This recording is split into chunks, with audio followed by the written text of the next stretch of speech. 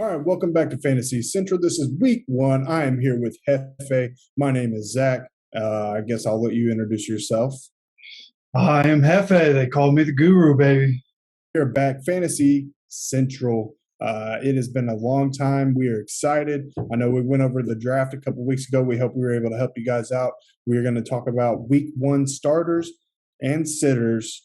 I guess there's really nobody can get on the waiver wire because it is week one. Hopefully, you've had your draft or will be drafting. I actually have a draft coming up here very shortly that I need to attend to. But let's hop right in it. As always, we will start with the week one starting running backs. Hefe, who do you have?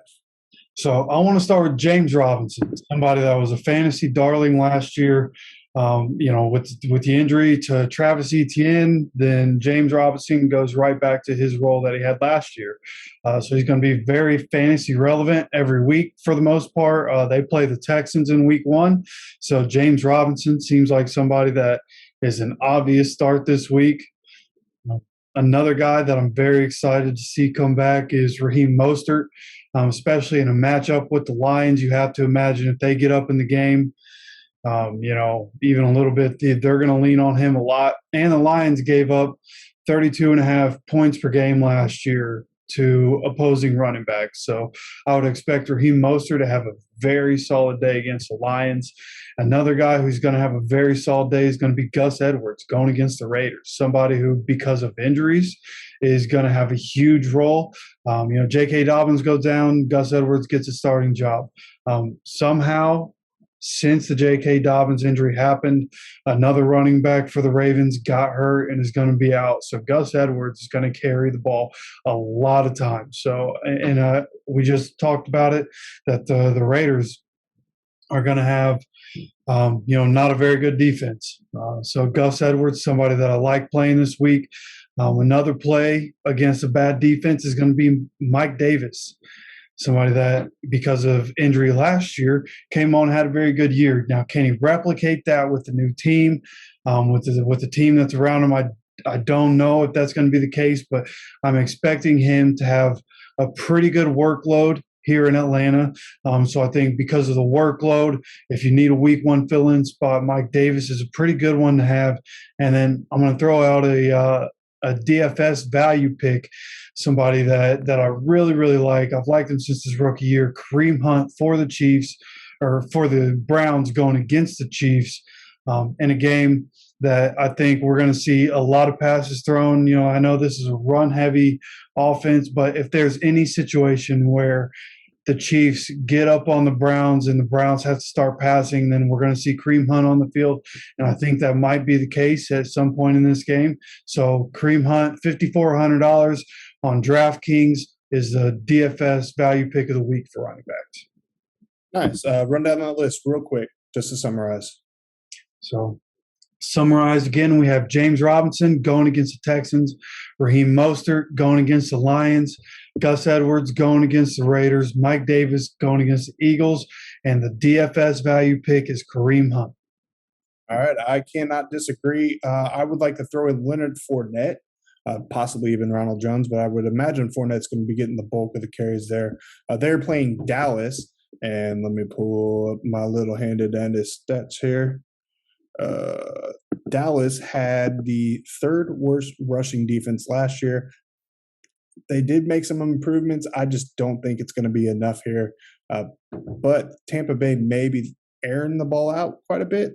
But Leonard Fournette could get you some points because the Dallas defense, the rushing defense, is that bad. I will agree with James Robinson and Raheem Mostert. I have them on my list as well. Automatic W's all weekend long there. And I do like the Mike Davis play against the Eagles. The Eagles rushing defense isn't very good at either. So can't argue there. Let's switch it up a little bit from last year. Let's go ahead and do the sits on the running back since we're doing them. Who are you sitting? So first, I'm going to say Deandre Swift, which is a guy in the drafts. I didn't really know where to go with him because of the team around him than his own ability. What's he going to be able to do in this offense? I'm just not sure, especially against the 49ers. When they're healthy, they're nasty, and they should be one of the better defenses. So DeAndre Swift is somebody that If you have a good third running back that you were able to draft, go ahead and sit Deandre Swift this week. Another one that was kind of tough to put on this list is Josh Jacobs, somebody that I think he's really good. But he's playing the Ravens, and they brought in Kenyon Drake. So I don't know how that backfield split's going to be. Plus, the Ravens have a really good defense. So Josh Jacobs, somebody that, again, if you have a decent guy that you can slide in to be an RB2, then go ahead and sit Josh Jacobs this weekend just to be on the safe side. And then Melvin Gordon. Again, because I'm not sure how the split backfield is going to go against a good defense. A lot of people are talking up Javonte Williams and how Javonte Williams could end up being the lead back in this offense before year's end. So Melvin Gordon is somebody that I'm not sure about. So he's the third back on my sit list this week.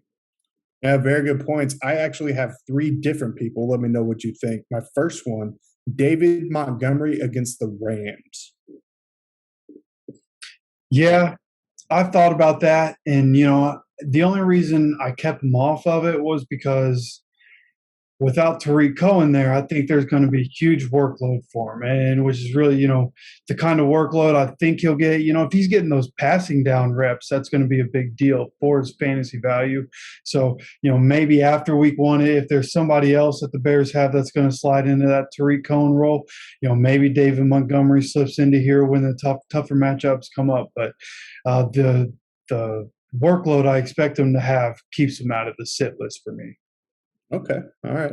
What about Chris Carson against the Colts?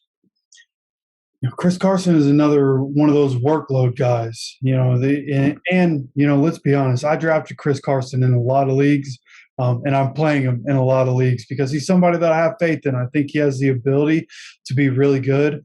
So there might be a little bias as to why he didn't make my sit list. But again, he should have a massive workload as long as he's healthy. All right, this is a big one. I'm probably going to get a lot of haters on this, but Ezekiel Elliott against the Buccaneers. Yeah, I could see why you put him there, but for me, he's one of those guys. I mean, you're probably going to you use a first round pick on him, so you're obviously going to start him. But matchup wise, I mean, the Buccaneers probably had the best rushing defense last season. Yeah, and I'd be interested to see what. If they involve Zeke in the passing game more this year, even though they have three very good wide receivers that they can use, I feel like in order to take some of the pressure off Dak and to keep Dak upright more, they're going to need to involve Zeke and even Tony Pollard in the passing game more. And so if there's more fantasy value in the pass game, especially against a defensive front like the Buccaneers, who are going to be able to get after Dak a lot. This is a game where I would expect Zeke to have one of his better games in the pass game. So, it's just like you said, one of those first round backs. It's hard to keep them off the field. I don't think I would do that, but I could certainly see if you have a good third back in your lineup, I could certainly see Zeke coming out of the lineup. All right, fair enough. Let's move on to the wide receivers who you have starting week one. So week one, I'm on record saying that Devonta Smith is the best wide receiver coming out of the 2021 draft.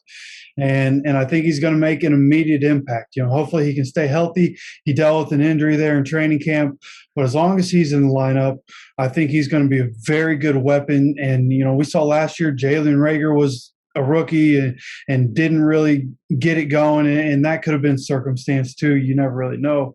We have to see what this Eagles team is really going to be about. But Devonta Smith is somebody, again, that I believe in going against the secondary that was god-awful last year. I think even got worse this year. I don't think they did anything to make it better. So I think Devonta Smith has a big opportunity to start his career out well. And then moving on to DJ Chark. There's a plethora of guys for the Jags that you could pick from. A lot of people are high on Laviska Shenault, and I can understand why. Marvin Jones Jr., obviously a veteran coming into there. But I think Trevor Lawrence, coming in is going to be able to make plays happen. And DJ Chark, I think, is the best wide receiver on that team going against a Texans team that is going to be absolute trash. So DJ Chark is a guy that if I have him, I would start him at least in a flex spot, maybe not a wide receiver too, but should at least be in that flex spot. And then Brandon Cooks. How many targets is Brandon Cooks going to get this year? Who knows, because he's the only receiver that anybody knows on that team.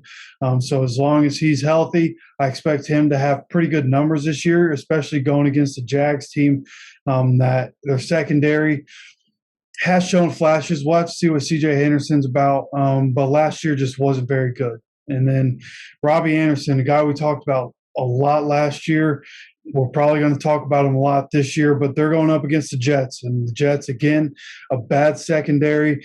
Robbie Anderson gets his old quarterback back out there in an offense that's meant to have the ball go downfield. So I think Robbie Anderson has a big opportunity to have a big week against the Jets. And my DFS value pick for the wide receivers in week 1 is going to be T. Higgins going against the Vikings. Another poor secondary. That's a theme here with the wide receivers, but he's only $4,700 on DraftKings. So T. Higgins, again, my value pick. Nice. I actually have two of your guys on my list of 3. Well, it's kind of 3. I'll get to it here in a second. But Brandon Cooks, definitely a win in the flex spot there. They're playing the Jags. They're piss poor passing defense. And like you said, he's about the only option they have on the field. And then Robbie Anderson, I also have him / DJ Moore. I think Carolina is going to be airing the ball out with Sam Darnold against this weak Jets defense. And then my third guy would be Brandon Ayuk or Deebo Samuel, with the 49ers receiving core as a whole pretty much against the Detroit Lions passing defense. What do you think about that? Sorry, what was that last one? Brandon Ayuk or Deebo Samuel. Against Lions. I like those two a lot, and I thought about putting them on my list. The only thing is, like, I expect them to get up pretty early against the Lions. So, there might come a point in that game when they're resting the starters. That's how bad I think the 49ers are going to beat the Lions. So, between their injury history, are they going to get hurt in the game, and how much are they really going to pass in this game? I'm hesitant on them in week 1. But I could. They're both playmakers. I understand why you would put them up there. All right. Well, let's move on to sitters. Week 1 wide receivers sitters. So the guys who you are probably. Like we say this every year. You have your top guys, and then you have your second tier guys. And that's who we're primarily going to be talking about here. So who do you have sitting on the wide receiving end?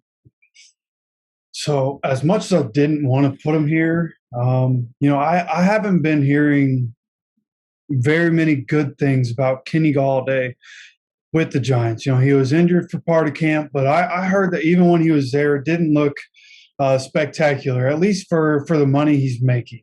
And there's so many weapons there, and with him not having the time in camp as much as everybody else to get acclimated with Daniel Jones and in this offense, I think he might be one of those guys that gets put on the back burner. Not really put on a back burner. A guy like that, you're not putting on the back burner completely. But, with the familiarity Daniel Jones has with his other receivers, it might take a couple weeks for Kenny Galladay to really be the Kenny Galladay that we know, especially against the Broncos defense that we expect to be very good, especially in the secondary. So Kenny Galladay is a guy that if I have other guys, which the wide receivers were very deep in this year's draft. So you probably have a guy that you could slot in there and take Kenny Galladay out. I would do that. Another guy is Curtis Samuel. A lot of people are high on Curtis Samuel this year, and I can understand why. But the Chargers, even with the inconsistencies last year and the injuries that happened for the Chargers last year, they were still 6th against wide receivers in fantasy last year. And Curtis Samuel coming into a new offense, a new quarterback and that whole thing. And the Chargers are healthy this year. So Curtis Samuel is somebody that I'm just not sure about this week. If you have other options, go ahead, slide him in. And, Juju Smith-Schuster, people might mess with me about that one. Going against the Bills, I expect the Bills secondary to hold up just as strong as we know it can. But Juju, I feel like he's almost a third option in that offense. Chase Claypool has all the attributes to be an absolute superstar in this league. And Deontay Johnson gets a crazy amount of targets from Ben Roethlisberger. So I think Juju is more of a third wheel in this whole thing. So against the Bills, I would say go ahead and sit Juju Smith-Schuster. Yeah, I can't argue with your three. Galladay, he's unproven, especially being in New York for his first season. Juju, I agree there. Claypool and Deontay Johnson definitely seem to be getting the more targets. Juju could have a breakout year. You never know. I think this offense is definitely going to be a lot different than it was with the arrival of Najee Harris and being able to establish a run game. And then Curtis Samuel, I think ultimately he'll have a pretty good year. I just don't like the matchup against the Chargers. But here are my three. I want to throw at you and pick your brain. And you're I already know what you're going to say to almost all of them, maybe not all of them. But I'll start with Allen Robinson against the Rams. I mean, I can understand why you'd be hesitant to play Allen Robinson, but he's one of the most consistent wide receivers, no matter his matchup, no matter who his quarterback has been. You know, there's a 0% chance I would ever have Allen Robinson on a sit list. Even with Jalen Ramsey. Even with Jalen Ramsey. I've seen plenty of good wide receivers, most notably Devontae Adams. It just doesn't matter. The best wide receivers in the league find ways to get open and get the ball in their hands. Yeah, but can they produce fantasy-wise, the question? I mean, in a PPR league, yeah. Okay, we'll see. All right, next one, Henry Ruggs against the Ravens. Yeah, I could understand putting Henry Ruggs there.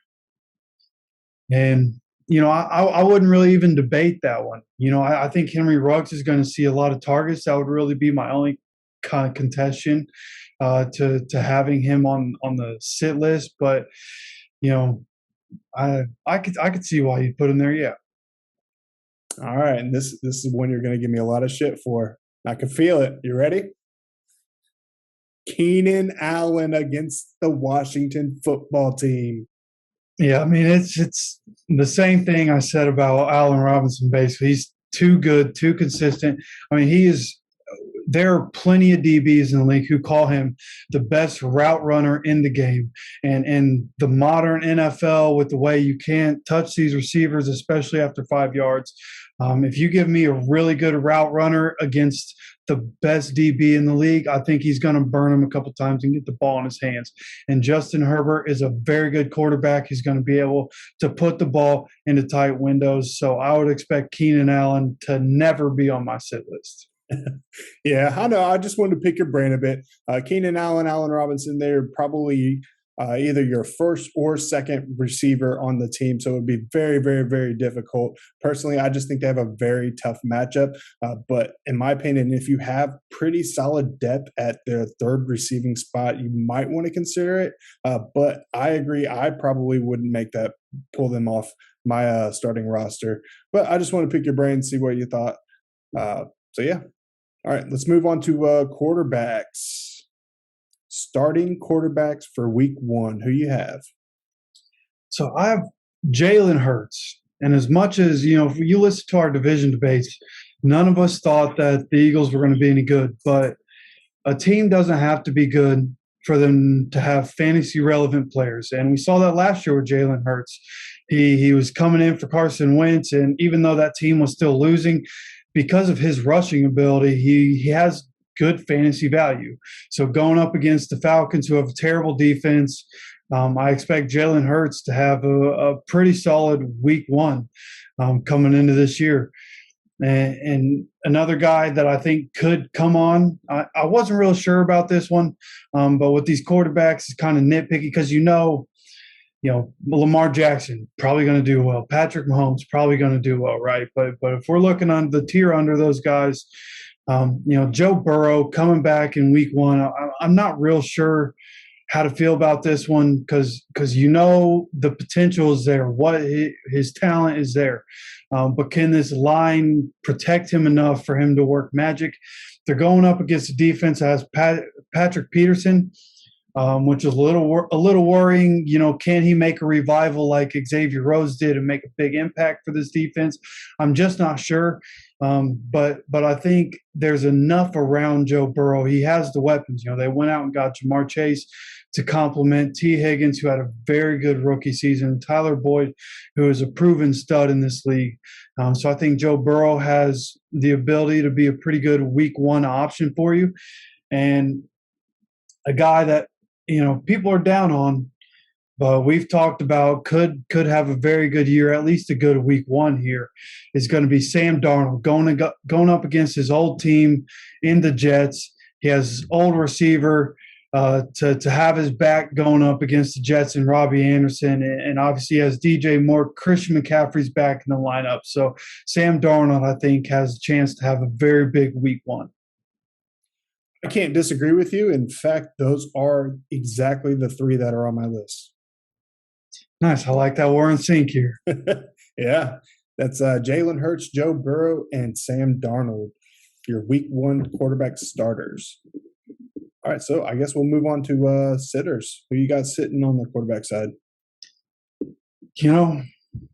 I can't tell if this one is biased or not, but I just don't think Ben Roethlisberger has it anymore, dude.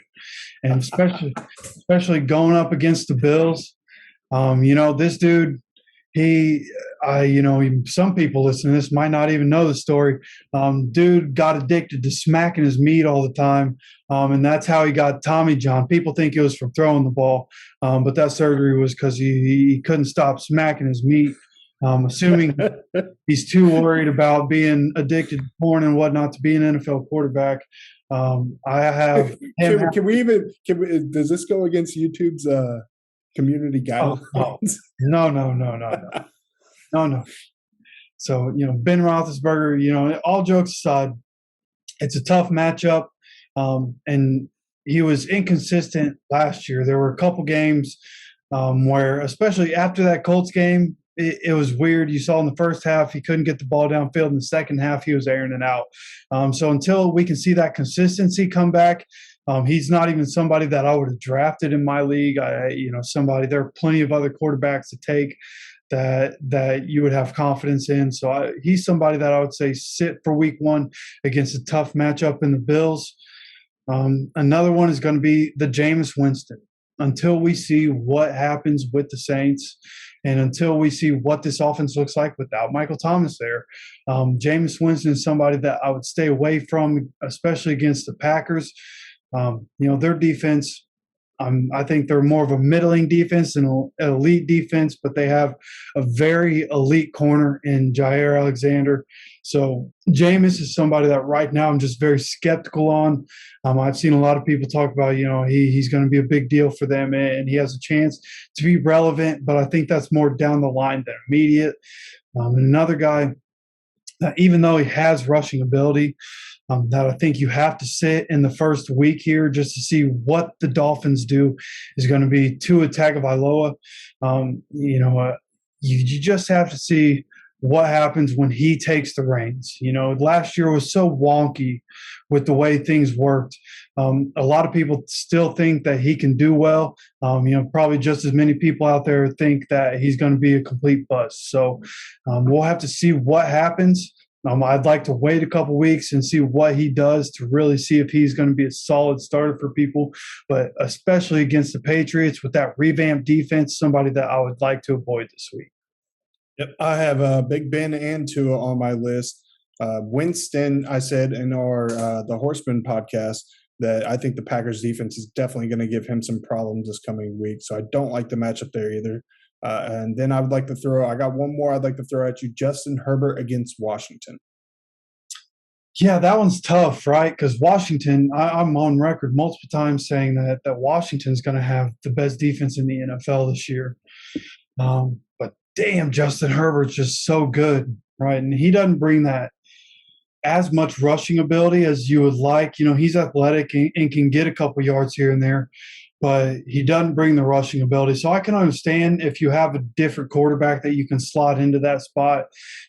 Maybe you shy away from him this week, but he's just so goddamn good. It's hard to keep him out of the lineup. Fair enough. All right, you have any tight ends you want to throw out here? No, at least not for week one here. I think, for the tight ends, when you're starting the season and everybody's healthy, you know who's starting. The first tight end you drafted is the first guy you're playing. That's basically how that goes. We can talk about Travis Kelce, George Kittle, T.J. Hockenson, Darren Waller, Mark Andrews. You're starting those guys. You might have questions about a Robert Tonyan and a Johnny Smith. Johnny Smith, if you have questions about him, go ahead and start him. Hunter Henry is always hurt, and we're not sure what we're going to see with the receivers there. So go ahead, slot Johnny Smith in. But that's really the only one that I can see people having doubts about it. It's a pretty self-explanatory position until we really see what teams are doing with their tight ends as the season unravels. Fair enough. All right, there you have it. Our week one Fantasy Central starter sitters for your running backs, wide receivers, quarterbacks, and a little bit about the tight ends. We hope you guys have a good week. Good luck to you in this first week of the season. Always good to get off to a good start, but if you don't, it's a long season. Everybody knows what can happen. I always get the injury bug. I'm really hoping it doesn't happen this season, but that's fantasy football. So we appreciate you guys tuning in. We'll be back next week with some waiver wire pickups and more starters and sitters for week 2. We'd also like to invite you to join our Pigskin Pick'em League. You can find the link at Horsemen Sports on Facebook, Twitter. All you got to do is click it, hit sign up. It's on ESPN's website. It's free, simple. You get to go head-to-head with Hefe, Brad, and I. All you got to do every week, just log in, click the team you want, who you think is going to win the matchup every single week. It'll keep track of all the points. And if you beat us out, we may get you on the podcast. We may get you some prizes. But it's not going to happen because I'm the defending champ, and I don't feel like relinquishing that title. What do you think, Hefe? No, I think I'm not going to get a single game wrong this year. Not only am I going to be the best in our thing, but I'm going to be one of the people that get part of the $14,400 and 60 prizes that ESPN is delivering out. Damn, that sounds so good. All right, so again, at Horseman Sports, Facebook, Twitter, we got links there. You just click it, sign up, you're in, make your picks, compete, win prizes. We're giving out prizes. ESPN's giving out prizes, which we're not affiliated with, by the way. It's a win-win situation for everybody. So hop on in, play some games. It's a good time, all that. We love you guys. We'll see you week 2. Hefe, you got anything else you want to say before we get out of here? No, good luck, man. Football's back. We're back in the heaven area of the year. So, every week for the next 6 months or so, we're good to go. Let's get her done.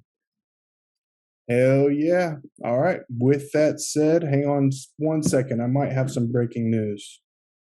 Yep. It's official for the second fantasy draft in a row. I'm picking 6. God damn it. Oh. That 6 spot's not that bad. I think I had the 6 spot in my draft. It was worked out pretty well. Nah, man, the 6 spot is no bueno. I've been saying it for a month now, man. 6 spot is no bueno. Not where I wanted to be. All right, well, we'll see how that turns out. I'll have to talk about it next week. All right, we're out of here. You guys have a good night, and good luck week 1.